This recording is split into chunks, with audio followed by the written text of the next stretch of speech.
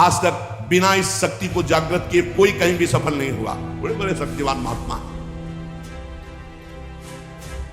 जो शिव, गणेश, राम या हरि इनकी आराधना करते हैं तो सारा कार्य तो शक्ति से ही होता है। हरि अपनी शक्ति से जीव का कल्याण करते हैं, हरि अपनी शक्ति से सहयोग करते हैं, सारा कार्य शक्ति से होता है। वही शक्ति जब रूप धारण करती तो अभी आपको नाम सुनाए, वही विद्या, वही कला, वही लक्ष्मी, वही काली, वही तारा, वही षोडशी, वही अंबा, वही जगदम्बा, वही शक्ति है, वही तुम में विराजमान है। तो उपासक इस शक्ति का गलत भाव से दर्शन करता है, वही प्रगट स्त्रियों के रूप में विराजमान है, वही हमारे अंदर हर शक्ति के रूप में विराज, सब शक्ति छीन हो जाती है। बेविचारी पुरुष किसी भी शक्ति को धारण नहीं कर सकता। इसलिए शास्त्र आदेश करता है, एक क्षण भी कभी दूषित भाव किसी माता बहन के प्रति मत करो। गृहस्थी में हो तो तुम्हारा जो पाणिग्रहण संस्कार हुआ है बस उतने में केवल सीमित रहो, धर्म की ये रेखा है उसको पार मत करना। जब बुद्धि भ्रष्ट हो जाती है तो वो तामसिक पूजा प्रारंभ करता है, तामसिक आचार करता है जो सीधे नरक ले जाने वाला है। ये तामसिक आराधना करने वाला तामसिक वस्तुओं के द्वारा जब सेवा करता सोचता है कि मैं बहुत बड़ी उपासना कर रहा हूं, मांस अर्पित करना, मदिरा अर्पित करना, इन गंदी वस्तुओं का, तामसिक वस्तुओं का जगत जननी से, शक्ति से कोई संबंध नहीं है। जहां यह बात आती है शक्ति जागृत सबको करना पड़ता है, मंत्र में शक्ति विराजमान है। तो शास्त्रों का रहस्य है, शास्त्र आदेश करते हैं कि पशु बलि देनी चाहिए। तो यहां पशु कौन है? जो इंद्रियों में पशुता है और जो जनेंद्री में पशुता है, इस पशुता की बलि देने की बात कही गई है। जिह्वा का मुख्य कार्य है पवित्र भोजन करना, पर जो अपनी शक्ति को खोकर मनमानी भोजन करते हैं, जनेंद्री का कार्य है मैथुन करना।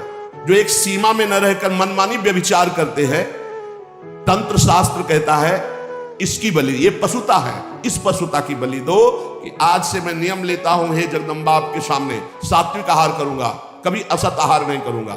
आज से मैं गृहस्थ हूं तो अपनी पत्नी से केवल धर्मानुसार संतान उत्पन्न करने के लिए, अन्यथा मैं आजीवन संयम से रहूंगा। ये बलि देने की बात कही गई है। जो काम की लिप्सा है उसका नाश करो। जो स्वाद की, ये दो इंद्रियां बड़ी प्रबल है, जनेंद्री और रसेंद्री। परमार्थ में चलने वाले को अपनी दैवी संपदा जागृत करने के लिए इन दो की बलि देना ही पड़ेगा, जबान के स्वाद की और जनेंद्री के भोग की। इस पशु बलि के अतिरिक्त पराशक्ति को कहीं भी ऐसा नहीं लिखा कि अन्य पशुओं की बलि चढ़ाई जाए। जिह्वा पशु की बलि चढ़ाओ, मतलब जिह्वा काटना नहीं है, जिह्वा की रसेंद्री में सात्विक भोग केवल ले जाना है, रजोगुणी तमोगुणी भोजन नहीं पाना। और ये जो अज्ञानी जन नहीं जानते हैं, ये भोले भाले पशुओं की बलि करते हैं और सोचते हैं कि मां प्रसन्न हो जाएगी, शक्ति जागृत हो जाएगी। और जो जनेंद्री को संयम में रखता है, समस्त चराचर जगत की जितनी भी स्त्रियां हैं सबको जगदम्बा का स्वरूप मानता है, भगवती की शक्ति उसके अंदर जागृत हो जाती है। विद्या समास्ता तव देवी भेदा स्त्रिया समस्ता सकला जगत्सु। जितनी विद्याएं भेद से सब हे जगदम्बा आप ही हैं, और जितनी माताएं हैं वो सब छोटी बड़ी सब हे जगदम्बा आप ही हैं। जो गृहस्थाश्रम का व्रत धारण किए पितृ से मुक्त होने के लिए, केवल संतान उत्पत्ति के लिए अपनी पत्नी से सहवास करते हैं और निरंतर भगवत भजन करते हुए संयम से चलते हैं, उनको भी ब्रह्मचारी ही कहते हैं, उपासक ही कहते हैं। अन्यथा जगन माता की तरफ यदि काम दृष्टि से देखा तो वो संहार शक्ति भी है, तुम्हारे अंदर की साधना, दैवी संपदा सबका नाश हो जाएगा। किसी भी माता बहन की तरफ काम दे, वो तुम्हारी भोग्य वस्तु नहीं है। अगर असावधानी की तो आपकी आंतरिक शक्तियां आपको छोड़ देंगी, फिर आप पतित हो जाएंगे। ये मोक्षदायिनी शक्ति है यदि सही भाव से चला जाए। उपासक इस मार्ग में, भगवत मार्ग में बलिदान जरूर देना होता है, बलि देनी ही होती है। बहुत सावधानी से सुनना, यहां अपने भोग वासना की बलि देनी होती है। जो भोगों में फंसा हुआ है उस वृत्ति की बलि देनी होती है। ये मां के नाम पर मां की ही संतान और उसका गला काट करके, ऐसी बलिदान की कहीं शास्त्रों में आज्ञा नहीं की गई। मां को हर संतान अपनी उतनी ही प्यारी होती, चाहे वो मूर्ख क्यों ना हो। तो जगन माता जगदम्बा दिव्य शक्ति, इनके बिना तो कुछ है ही नहीं। त्याग शक्ति, वैराग्य शक्ति, ज्ञान शक्ति, भक्ति शक्ति, प्रेम शक्ति, यही सब स्वरूपों में प्रकाशित है। जो मूर्ख मां के प्यारे बच्चे की मां के सामने बलि चढ़ाता है, मां उसके धन जन बुद्धि बल ऐश्वर्य सत्ता इस सब का नाश कर देती है। ध्यान देना, ये जो मुर्गा मुर्गी बकरा बकरी माता के सामने चढ़ाते हैं कि हम मां प्रसन्न हो जाएगी, दीनहीन दुखी उस पशु को जो कुछ नहीं कर सकता है, तुम मां की कृपा प्राप्त करने के लिए मां के सामने मां के बच्चे को मारकर, मां को वो खून चढ़ाकर तुम जानते हो मां प्रसन्न हो जाएगी। तो स्पष्ट लिखा है तुम्हारा सारा धन जन बुद्धि बल ऐश्वर्य सत्ता सबका नाश कर देगी वो मां, क्योंकि तुम उसके खिलाफ कार्य कर रहे हो। मां कब प्रसन्न होगी? जब तुम अपने धन बल से, बुद्धि बल से, शरीर बल से दूसरों को सुख पहुंचाओगे, क्योंकि दूसरे सब मां की संतान है। मां तुम्हें गोद में बैठा लेगी जब मां की आज्ञा के अनुसार चलोगे, और वही सब शक्तियों की स्वामिनी वो तुम्हारे अंदर शक्ति जागृत कर देगी। बलिदान करना है, निश्चित शास्त्रों में आज्ञा है बलि की, बलि चढ़ाना है, लेकिन काम की बलि चढ़ाना है, क्रोध की बलि चढ़ाना है, लोभ की बलि चढ़ाना है, असत्य की बलि, इंद्रिय विषय विलासिता इसकी बलि चढ़ाना है। तुम मां से प्रार्थना करो तुम्हारी बुद्धि शुद्ध हो जाए, मां की चरण रज से तुम्हारे अंदर आसुरी भाव उसकी बलि चढ़ जाए। जब तुम प्रेम भाव से मां की आराधना करोगे तो तुम्हें जो परम लाभ मिलेगा वो दिव्य शक्तियां जागृत हो जाती है। और जब मां से विपरीत भाव किया जाता है, मां को भोग के भाव से देखो कि इससे बड़ा विपरीत भाव क्या है? ये सब मां ही तो है विविध रूपों में, जननी ही शक्ति तो है। फिर कोई ये प्रश्न कर सकता है, बड़ा सुंदर है, कि मां के हाथ में नरमुंडों की माला है और मां जिह्वा में रक्त लगाए हुए है, तो अगर मां को अगर बलि पसंद नहीं तो क्यों काटा? महिषासुर को मारा, चंडमुंड रक्त बीज, बहुत से शुंभ निशुंभ बहुतों को काट काट के ढेर लगा दिया। क्या वो मां के पुत्र नहीं थे क्या? आप हमें बलि के लिए निषेध कर रहे हैं, तो क्या मां को खून नहीं प्यारा? तो कह रहे वो मां के बच्चे नहीं हैं, हम ऐसा नहीं कहते, वो मां के बच्चे हैं, पर वो मां से ही भोग करने की भावना रख रहे थे और मां के उन सीधे साधे दुर्बल बच्चों की हिंसा कर रहे थे। तो अगर एक बच्चा ऐसा हो जाए कि पूरे परिवार को काट रहा है, तो मां स्वयं काट देगी, वो अपने दुलार को एक तरफ रख के उसको काट देगी। पूरे विश्व की रक्षा के लिए इन राक्षस रूपी पुत्रों की मां ने स्वयं हत्या की और उन्हीं की प्यार से मुंडों की माला धारण की, जो पूरे चराचर जगत का विनाश कर रहे थे। पूरे चराचर जगत को कष्ट दे जो बालक, तो मां समर्थ होते हुए कैसे बर्दाश्त कर सकती है? इसलिए निरपराध ये बकरा ये मुर्गा किसी को कष्ट नहीं दे रहे हैं।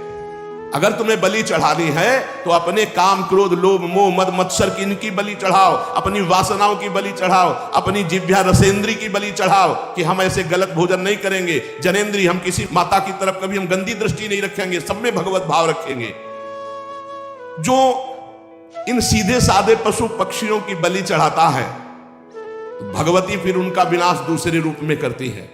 इसलिए उपासक किसी भी तरह से कोई आसुरी प्रवृत्ति वाली उपासना न स्वीकार करे, कोई आसुरी प्रवृत्ति वाले आचरण न करे, किसी भी शक्ति को मंजूर नहीं। शक्ति सबको चाहिए, चाहे किसी भी मार्ग में चलने वाला हो, शक्ति सबके अंदर जागृत होती, बिना शक्ति के एक कदम नहीं चल सकता। पशु बल, मानव बल, असुर बल, देव बल, ये ईश्वरी शक्ति के आगे नहीं, सब ईश्वरी शक्ति के अंतर्गत है। जब पशु बल बढ़ता है तो यही शक्ति जागृत होकर उसका नाश करती है।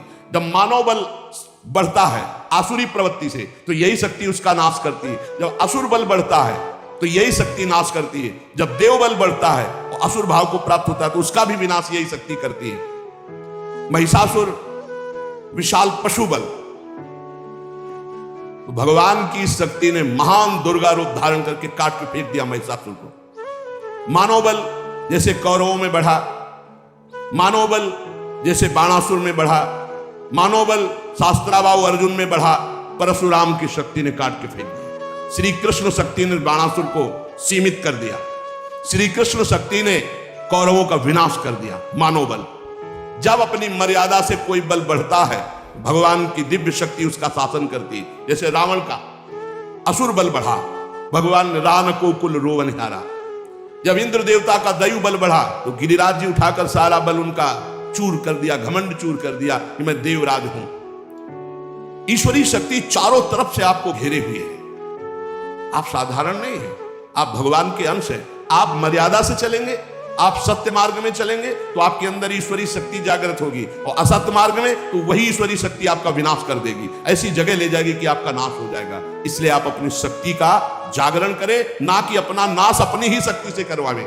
यही बुद्धि शक्ति, या देवी सर्वभूतेषु बुद्धि रूपेण संस्थिता नमस्तस्यै नमस्तस्यै नमस्तस्यै नमो नमः। यही दैवी शक्ति आपको गलत सलाह दे देगी। जब आप गलत आचरण में जाओगे, अधर्माचरण करोगे, तो बुरी दशा आने के पहले बुद्धि बदली जाती है। जाका विधना दारुण दुख दीन, ताकि मति पहले हर लीन। मति माने बुद्धि का अपहरण हुआ, जीव का नाश हो गया। इसलिए श्रीपाद प्रबोधानंद जी कह रहे, तुम्हारे अंदर शक्ति है कोटिभीर्न।